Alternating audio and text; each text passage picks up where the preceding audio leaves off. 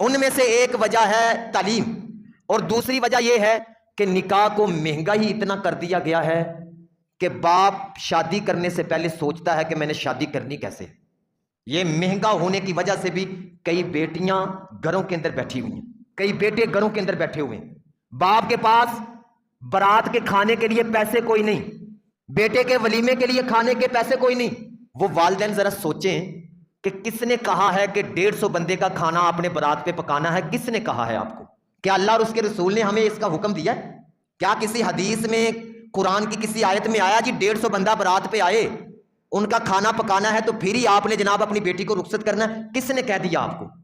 کیا آپ نے اس بارے میں غور و فکر نہیں کی کہ میں اپنی جوان بیٹی کے جذبات سے ساتھ کھیل رہا ہوں، میں اپنے جوان بیٹے کے جذباتوں کے ساتھ کھیل رہا ہوں، اس کے نکاح کے اندر تاخیر کر کے، اس کے نکاح کے اندر دیر کر کے میں ان کے جذباتوں کے ساتھ کھیل رہا ہوں۔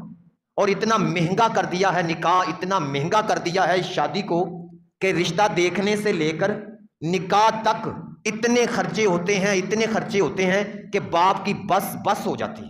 پہلے جناب دیکھنے کا سلسلہ کار شروع ہوتا ہے، لڑکے کی ماں اس کا باپ دیکھنے کے لیے گیا ہے، پھر اس کے بعد اس کی پھپھو گئی ہے، خالہ گئی ہے، اس کے بھائی گئے ہیں، اس کے بیٹے گئے ہیں۔